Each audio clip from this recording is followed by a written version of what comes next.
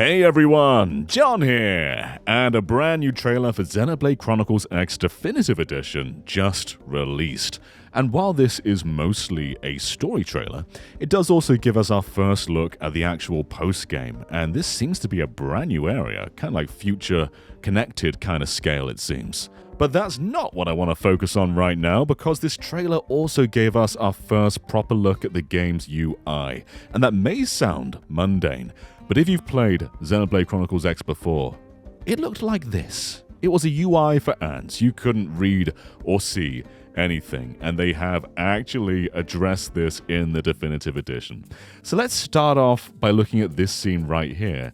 This scene is showing off a few things. You can see the mission objective. There's also a trackball that you can follow to get straight to the mission objective, and it just seems very nice and seamless. A nice big line to follow, right? In the Wii U version, this is what the trackball did. It left you in the dust. Either you kept up with it, or it was gone. There was no extra line to follow. And that box right there, that is your mission objective. And this is what it looks like on Switch. It's so much larger. There's definitely a lot of Xenoblade 1 Definitive Edition influence going on with the whole color scheme and boldness and size, but it is just a drastic difference to what Wii U was doing. Everything is so much larger and more readable, more accessible, and there's also multiple markers going on in the corner over there showing off different objectives as well.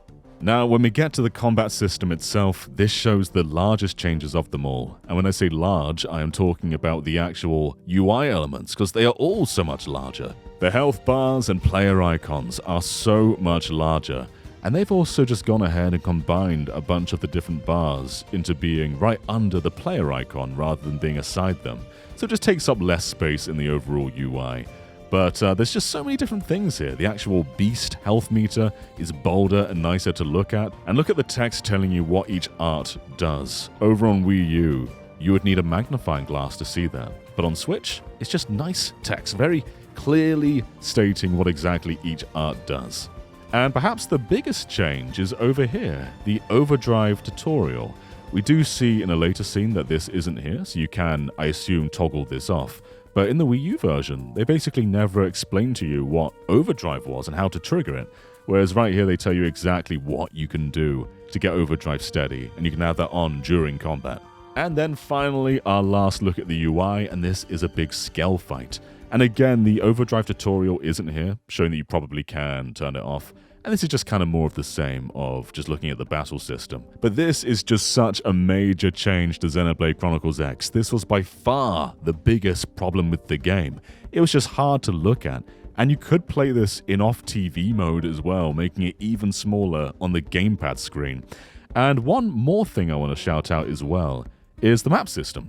Even though you could play off-TV on the Wii U, you couldn't actually open your map without toggling it off from TV. So when you're playing from the TV itself, the map is on the bottom screen.